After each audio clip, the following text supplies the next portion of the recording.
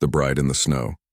The winter wind howled across the Montana plains like a wounded animal, carrying sheets of snow that turned the world into nothing but white and cold. Jacob Harlan pulled his coat tighter around his shoulders as he made his way from the main house toward the barn, a lantern swinging in his gloved hand. The light cast dancing shadows across the fresh snow, each step crunching loud enough to hear over the wind. It was nearly midnight, but one of the horses had been restless earlier, and Jacob wanted to check on her before turning in for the night. He had learned long ago that ignoring his instincts on a ranch could lead to disaster. The barn loomed ahead, its dark shape barely visible through the curtain of falling snow. Jacob pushed open the heavy barn door, snow tumbling from its frame. The familiar smell of hay and horses greeted him, along with something unexpected. The air felt different somehow, disturbed as if someone had recently been there. He raised his lantern higher, scanning the interior. That was when he saw her. A young woman lay crumpled near the back of the barn, just inside the door that faced the road. She was wearing what appeared to be a wedding dress, though it was hard to tell beneath all the snow that covered her. The white fabric was torn and dirty, and her dark hair spread across the hay like a fan. She was not moving. Jacob's heart lurched. He rushed forward, setting the lantern down and kneeling beside her. Ma'am, can you hear me?" Her skin was pale, almost blue in the lantern light. Her lips had no color at all. Jacob pressed 2 fingers against her neck, searching for a pulse. For a terrible moment he felt nothing. Then, faint as a whisper, he felt it. The slow, weak rhythm of life still fighting. Without hesitation, Jacob scooped the woman into his arms. She was frighteningly light and her body was rigid with cold. He carried her quickly from the barn, fighting against the wind as he made his way back to the house. Snow stung his face and gathered on her dress, but he did not slow down. Inside the warmth of his home, Jacob laid her gently on the sofa near the fireplace. He threw several more logs onto the dying fire, building it up until flames roared and crackled.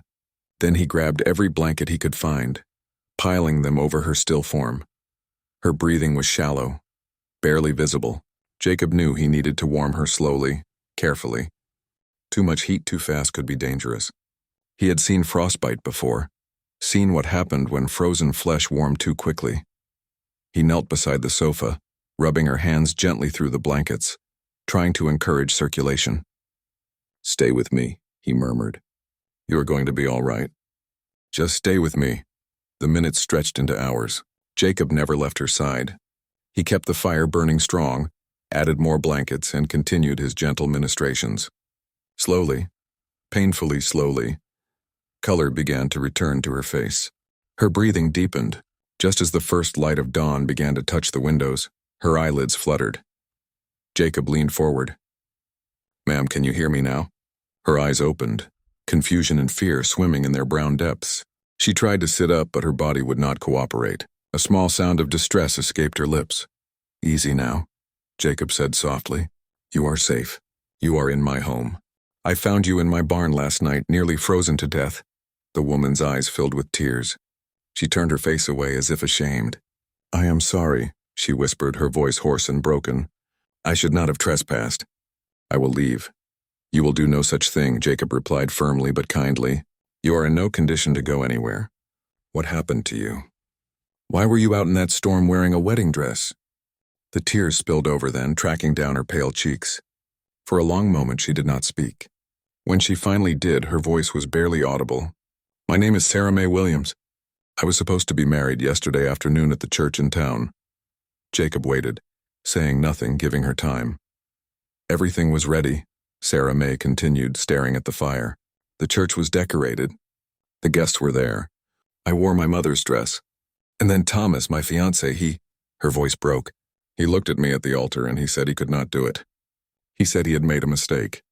He said he loved someone else." Jacob felt anger kindle in his chest. What kind of man would humiliate a woman like that in front of everyone she knew? "He left me standing there," Sarah Mae whispered. "Everyone staring. Pitying me. I could not bear it. I just ran. I did not know where I was going. I walked for hours until I saw your barn. I thought I would just rest for a moment, but I must have..." She trailed off. "You nearly died," Jacob said quietly. "Another hour, maybe less, and the cold would have taken you." Sarah Mae closed her eyes. "Perhaps that would have been better." "No," Jacob said firmly. Do not say that. Do not even think it. She looked at him then, really looked at him for the first time.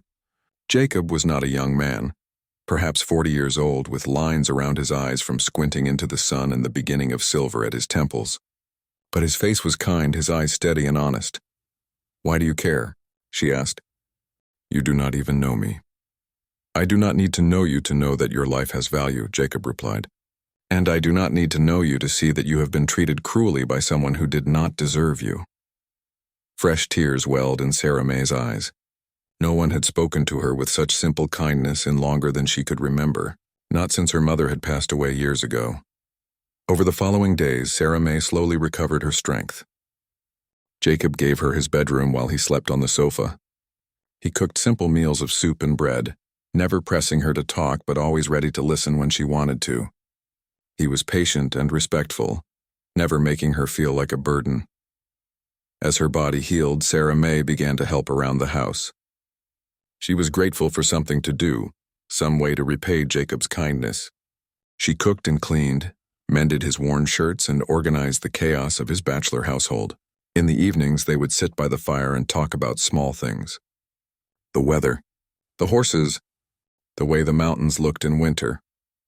One evening, nearly 2 weeks after he had found her, Jacob cleared his throat nervously. "Sarah May, I have been thinking about something, and I want to say it before I lose my courage."